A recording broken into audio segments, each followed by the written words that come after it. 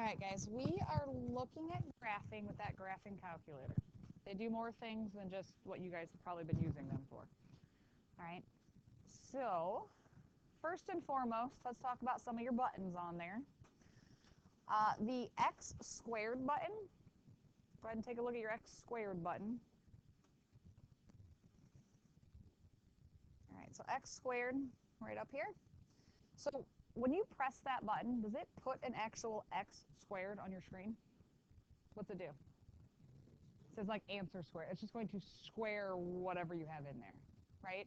So as we're typing things in, some people mess up all the time. They forget that that doesn't put an x and a square. It literally just squares something, okay? So just be careful on that one. Your variable button, it's xt, that's a theta and an n. So find that button. It's up next to the green one. So go ahead and press that. You can look and see that's going to actually put your x on there, right? Cool, yes? All right, that's your actual variable button. So now if I would hit x squared, then it will square my x. But you have to hit the x first, okay? So the other thing, no matter like what equation, if I give it to you and it has different variables in it, you always use x, even if your variable is an m, okay? Don't use the m, which you can find right there, because you see how that's in green? The greens are just, they're just alphabet. It's just like if you're writing a program in there, because you can write programs and you can name them and do all that stuff, that's why the alphabet letters are there. It is not a variable unless you use that button right there, the variable button. All right, so parentheses, hopefully you've used those before. I'm sure we're familiar with parentheses. And then the difference between a negative and a minus. Go ahead and click both, a negative and a minus, and look at the difference. Why is that doing that?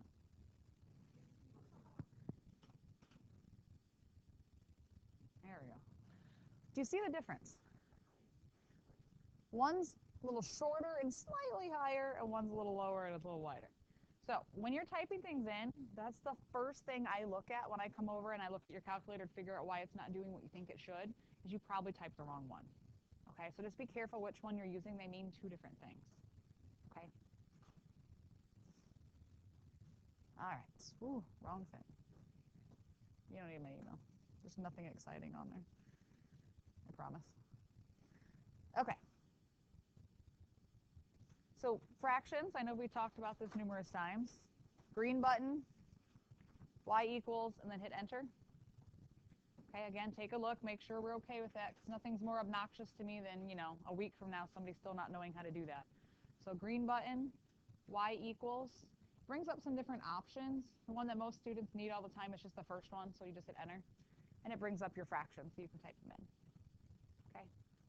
Which is nice because the old calculators, old graphing ones, didn't do fractions. Yeah, poor Jonathan, who's got an older one right now. All right, and then you can change decimals to fractions on here. You can use the math button, or you can use what you were just doing. Right? If you hit the green y equals, do you see the F to D? If you would choose that one, it would change a fraction to a decimal. So that is one option. Or, right, if I do like 0.5, and I want to change that, I can hit the math button. See math? And the very first one, fraction, I can hit enter and hit enter again, and it'll change it for me. So you have some options that you can get to that. Questions so far? Nate. Top corner. Very top left corner. Find it? Yeah, so they're like right above each other. Okay.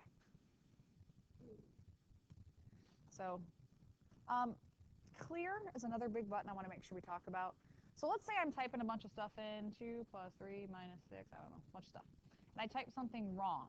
If I hit clear, what do you think it'll do?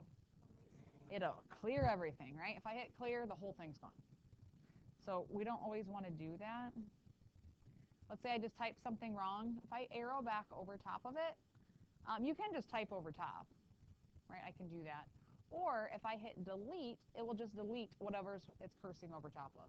So sometimes it's nicer if you just messed up one thing to arrow back and just delete it. And you can do it that way. You can also insert. If you look above delete, it says insert. So if I hit second delete, see how my cursor changed? See how it's flashing different?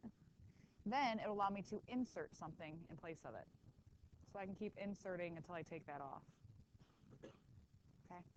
So to take it off, I can just kind of arrow back over. Then it changes back to a black cursor. So just some options to help you guys out. Sometimes it's easier just to kind of fix things.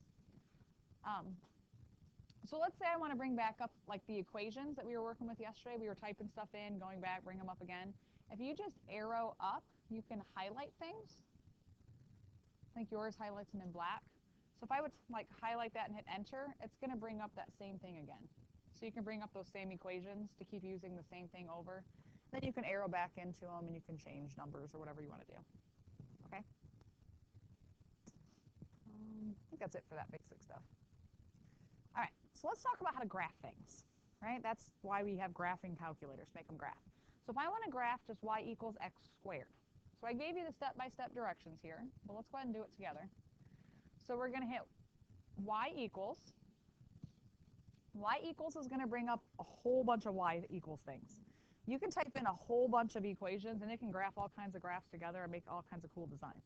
Some kids spend a lot of time being bored and making designs and doing this, okay? I've seen students do some really cool stuff. But what we're doing is we're going to go in here. Usually we just use one at a time. So this top row of buttons up here, those are all of your graphing buttons. So anytime you want to do something with a graph, it is the top row right underneath your screen. If you're not using those buttons, it is not graphing. Okay, so y equals, and if I want to do x squared, hit your variable button for x, and then hit your x squared. Are you okay so far?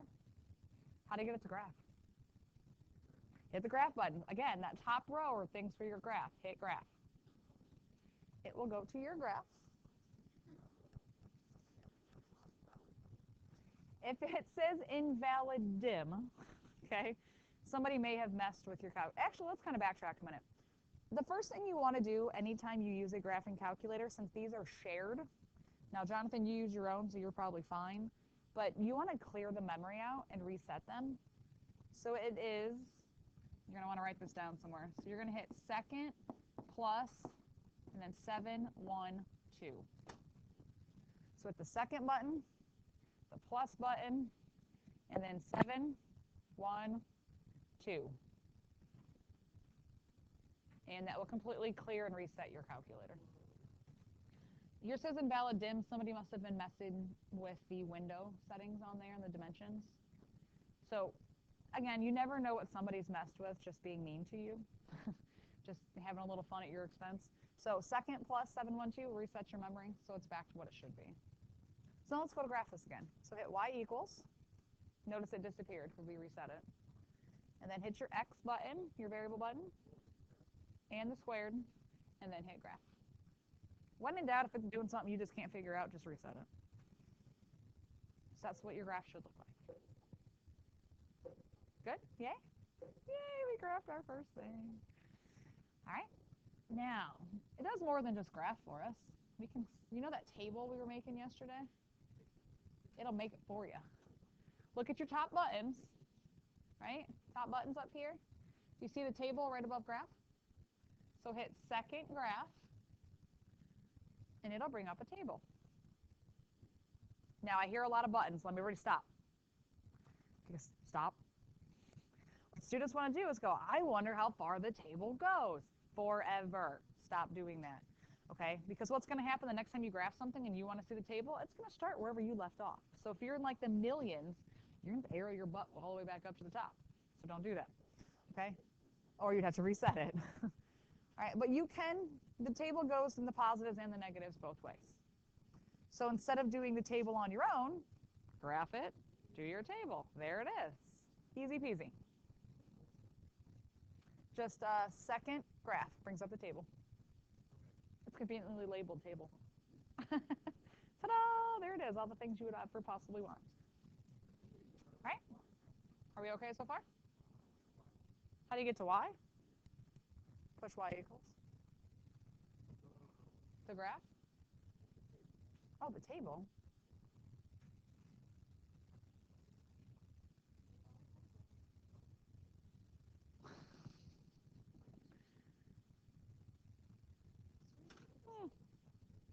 Yours should be on there. I don't know. We'll grab a different calculator for now. I'll figure that out later. But yeah, it should be there. Anybody else does not have the Y? Yours doesn't either?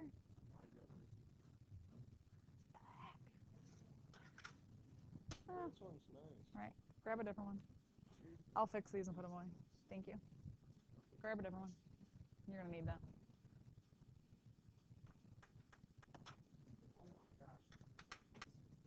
It doesn't what?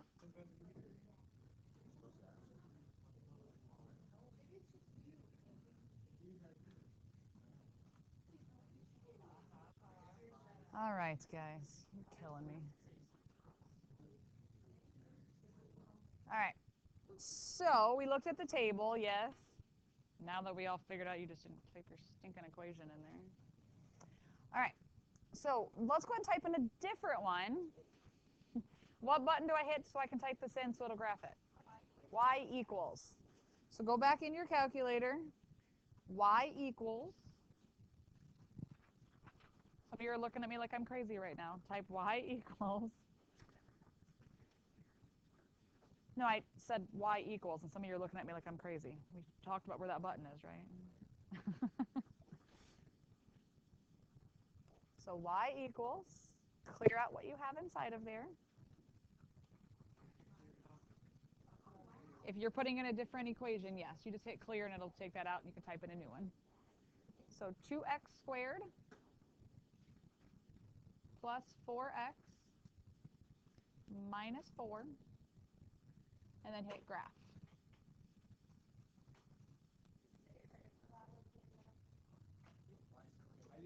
Then you probably typed something in wrong.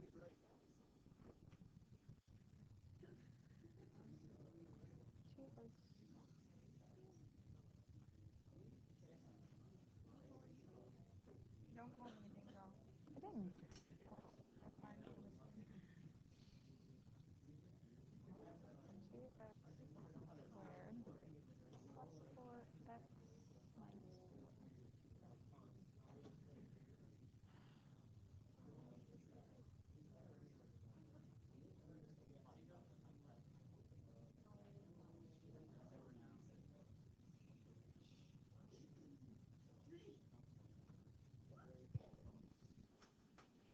You're welcome.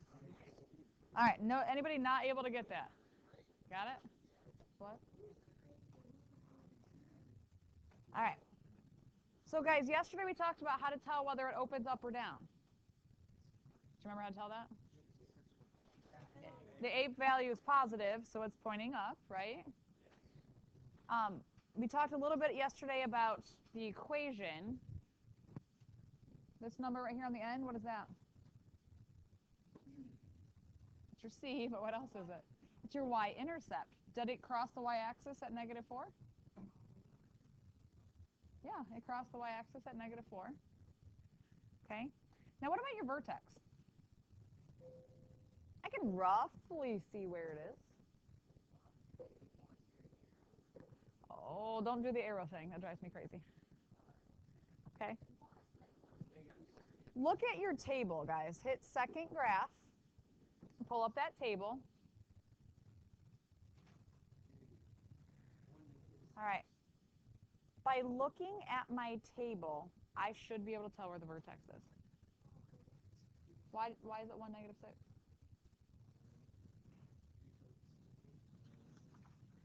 All right. I need all eyes here. I want to show you guys something. So we know, we talked yesterday, right? Whatever's this side is also going to be mirrored image on this side, right? Look at your table. Look at your y values. See the 44s? 26s? 12s? 2s? -4s? Look at the one in the middle. The one in the middle, where you can see that symmetry come together, is your vertex. What happens if you don't have one in the middle? What's that mean? Doesn't mean you did something wrong. Nope, that doesn't mean that either. If I can see the symmetry and it's going in and like there's 2 of them there, but there's not one in between them, that means that your vertex is a fraction. Because look at all the numbers on your graph. They're all whole numbers. Now, sometimes you'll get the y values to not be whole numbers, but your x's by default are nice, pretty numbers. Okay? So if you get to a point where you're looking at that symmetry and you don't have 1 in the center, it's because then it's going to be a fraction. So what do you do then? What did we learn yesterday? Don't pick numbers near it. How do you find the vertex? Negative b over 2a. And then plug it back in from yesterday. Yes?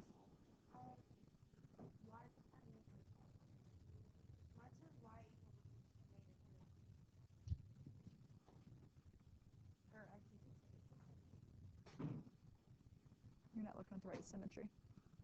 See the 12s, the 2s, negative 4s. There's one in the middle. It's negative 1, negative 6. I'm looking at the y column and looking for where those numbers kind of come together in the center. The symmetry on both sides of it. All right, so my vertex was at negative 1, negative 6. Now, on homework today, homework will look kind of like this tonight, where I'm going to ask you, I say tonight, but we're going to do it in class because you have the calculator. But I'm going to ask you to graph it. So you're going to use your calculator. You're going to type it in. Okay? And then I'm going to ask you what the vertex is. I know my vertex was at negative 1, negative 6. Right? I could see that from the calculator. If I can't see it in the calculator, what am I going to go to? Negative b over 2a. Okay? Because I think there's 1 or 2 in the homework where the vertex is not pretty whole numbers. So you'll have to go to that. Okay? So I'm going to plot my points, negative 1, negative 6. As close as I can here. And then XY table. Yesterday I picked, what numbers would I have picked yesterday?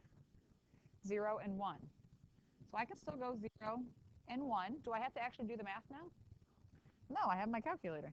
So I'm looking at my table. 0 is negative 4, 1 is 2. Okay. 0 is negative 4, 1 was 2. So I can plot those points. 0, negative 4, and reflect. 1, 2, and reflect. And then I can draw my graph. So that's what homework tonight is going to look like. I'm going to give you the problem. I'm going to ask you to graph it by finding the vertex in your table, just like we did yesterday. But I can find the vertex, for the most part, right in the calculator. And then I can find the table, so I don't actually have to do the math on the points. Okay? Can we see how this can make your world a lot easier? Okay. And as we get further and further into Chapter 5, solving things that have 4, 5, 6, 7 answers to them, we will find a whole lot of them just by looking at the calculator. All right. So next problem on here, let's look at, oh, there it is. So negative x squared plus 4x minus 1. So in your calculator, go back to your y equals. Go ahead and clear the equation that's sitting there. I want it to graph something else. Make sure you're using your negative button, not the minus.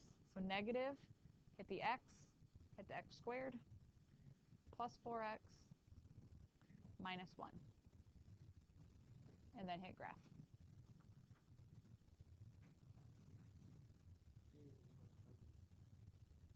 Did you know it was going to be down? It was negative, so I should have told you it's going to be upside down like that. Anybody not able to get that graph? Okay. Where's the vertex? How do you find it? What do I look at? Get your table, right? So second graph, pull up the table. Now, a lot of times it's not right where you open your table at. You might have to move up or down a little bit. But if I look, I can kind of see it showing here in the bottom, right? You see the negative 1s, the 2s, and then right in the middle, I can see that 2, 3. Is there anyone who's not seeing the symmetry? Okay. Okay, so my vertex is at 2, 3. So vertex is at 2, 3. And then if you were going to graph it, what numbers would you put in your table? X was 2. So you'd go 3, 4. Oh. So I only really need this part of my table. So 3, 4. Where is it at 3? It's at 2, and 4 is negative 1. And then I would just plot some points, and I'd be good to go. Way faster, right? Yeah. All right, so I'm going to go ahead and bypass that one and that one. I want to make sure we lost some time, so I want to make sure you have time to play around the graphing calculators in class today. Now, there are times that your calculator does not show what you graphed, okay? Because your calculator, by default, goes from -10 to 10 and -10 to 10, right? For how wide it is and how tall it is. That's by default. It's called your standard window.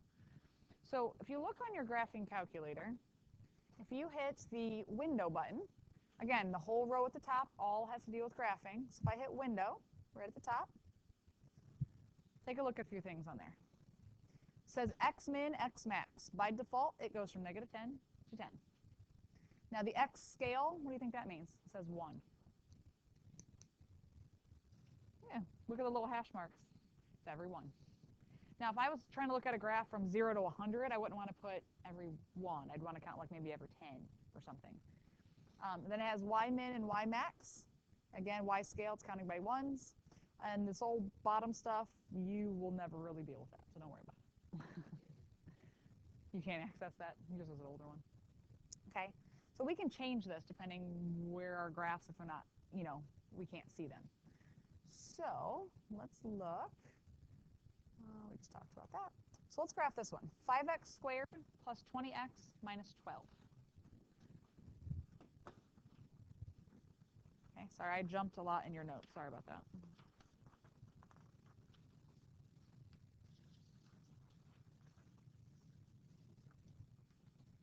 So y equals, clear it out, type in the new one. 5x squared plus 20x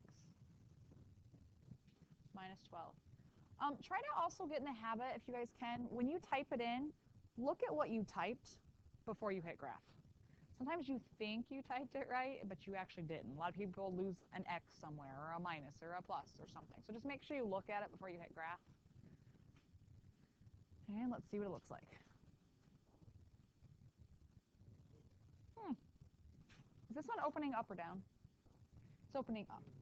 So if I want to see the vertex, which direction do I need to move my window? Move it down. So which is it, X or Y moving down? That's Y. Is it Y min or Y max? That's minimum. It's trying to go lower. So go ahead and hit window. Arrow down to Y min. Right now it's down to -10. How much further do you think I gotta look? -20? Sure. I don't know. So just, you can type right over top of that, -20. And then if you hit graph, we can take a look at it again. Notice how your window shifted. You see the difference there? I still can't see it. So, window -30 still, how about -40? Okay, so let's try, I'll try -40. So Y min, let's try -40 and hit graph. There, I can see it. Now, some people are like, oh, I'll just go like -100 or -1,000 right off the bat so I can see it. What do you think happens when you do something like that to your graph? Yeah, it's going to distort your graph. Something that should look a beautiful parabola will start looking like a straight line because you've stretched it so far. So you got to be careful not to like overshoot it by a whole ton. Okay. How do you get your window back to where it was? Because I'm lazy. Then I have to type the equation in again. That's a lot of work. Look at the top. See the button that says zoom? It doesn't mean it's going to zoom in, I promise. If you hit zoom, it's got options. Do you see 6? Standard. So if you hit zoom, and you can literally just hit the number 6. You don't have to arrow down to it. It will set you back to the original -10 to 10 window. Zoom 6. So zoom is right in the center. And then option 6 says standard. You can just hit zoom 6. It will always take you back to your regular window. Yes, you can. So guys, yeah, anytime you're in a menu, if it's like, they're always numbered along the side, you can just literally press the number you want. You don't always have to arrow down and like highlight it and hit enter. Lazy mathematicians just press the number. It's a lot easier. All right, and then let's see, let's take a look at the next one. Oh, that one's pretty. How would you solve that one? The square root method. Yes, you would. But we're not solving, we're just graphing. So let's go ahead and type that one in. Make you guys use your parenthesis buttons. So y equals, hit clear, and let's type it in.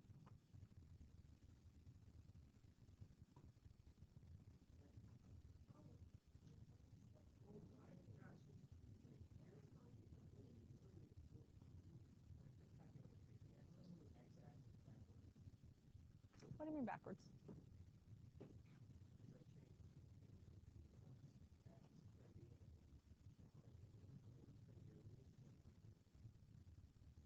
Shouldn't have.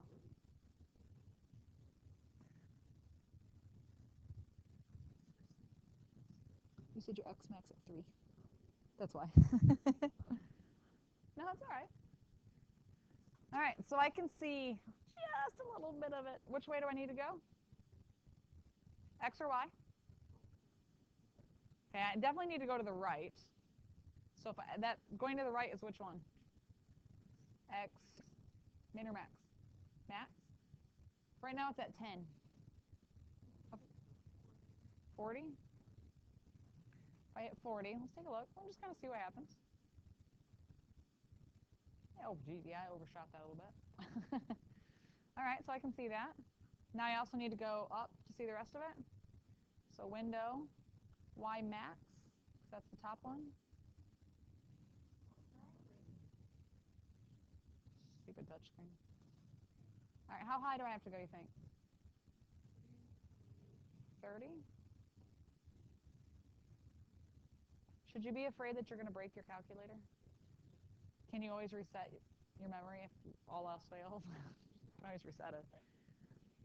There, I can see it. I don't think anybody here is writing programs, so they're just moving windows and stuff. There we go, so we can see it better. No. All right. So how are we feeling with the absolute basics of a graphing calculator? Can you make it graph? Do you know how to change your window? Can you find the table? It's kind of where we're at right now. Like, those are the main things do you know how to do? As long as you type in an equation.